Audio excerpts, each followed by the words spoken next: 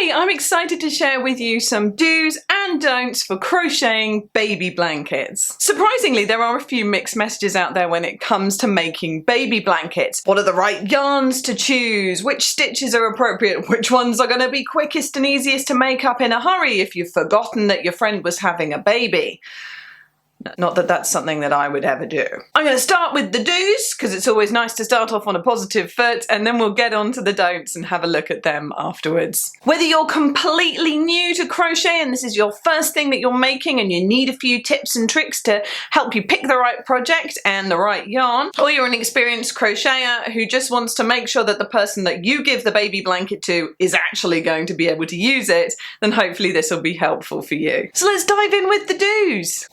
Choose a fairly classic pattern. That means something that is not going to be off the wall or out there in terms of design. It's most likely to be appreciated by the parents if they take one look at it and immediately like, there's a baby blanket, rather than, oh my goodness, that's an interesting baby blanket. Make sure that the blanket you're producing is relatively lightweight. And this is basically because we don't want baby blankets to be too hot.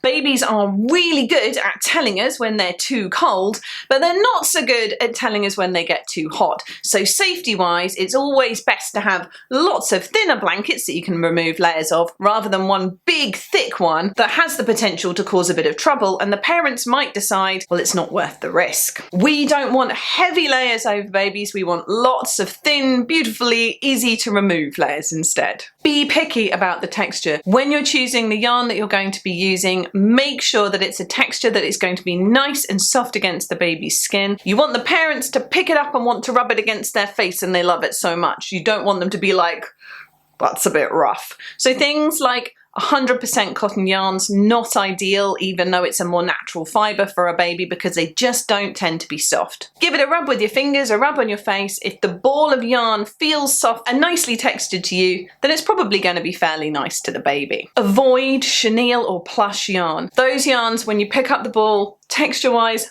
amazing. But there are a few problems with them. One is that they shed so much. You don't want the baby to be accidentally sucking the blanket and ending up with a mouthful of fluff. Likewise, it does tend to strip a bit as you work with it sometimes, which just leaves that fine rail.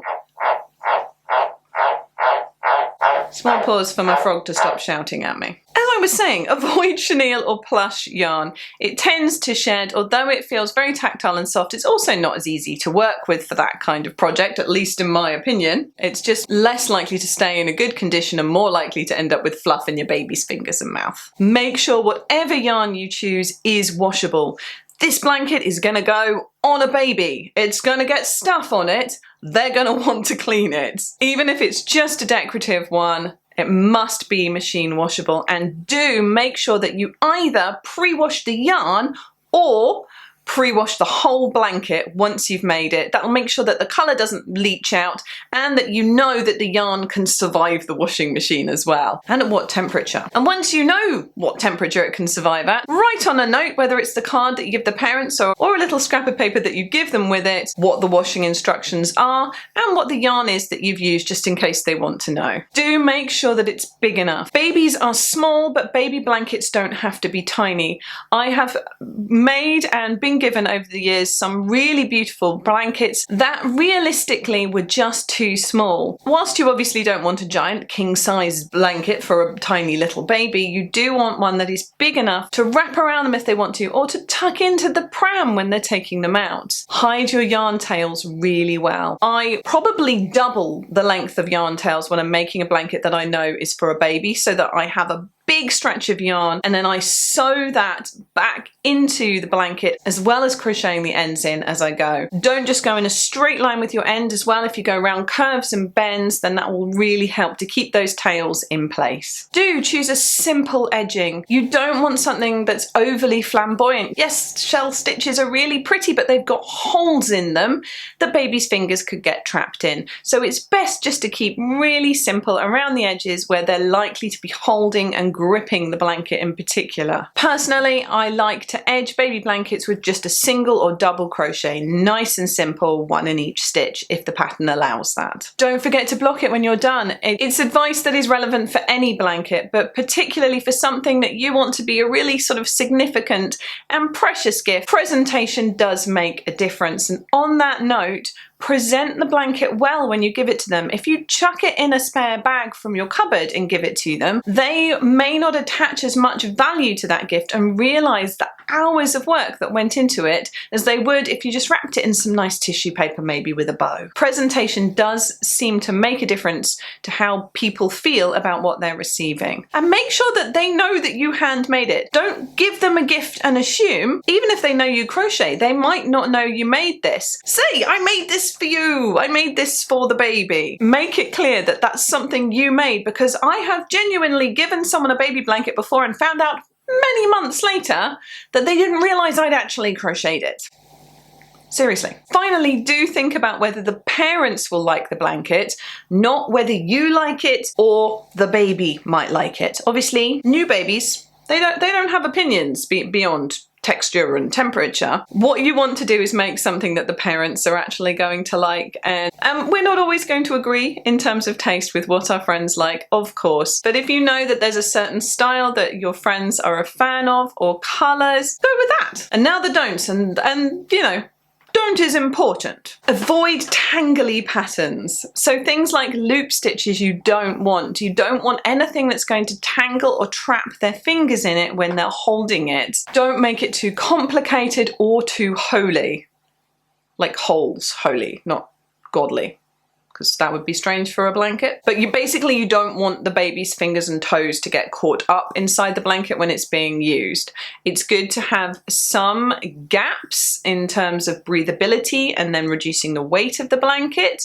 However, you don't want to have it so that their fingers and toes can reach through and potentially get tangled and constricted, or just uncomfortable. Don't sew on appliques or use buttons or beading in the blanket.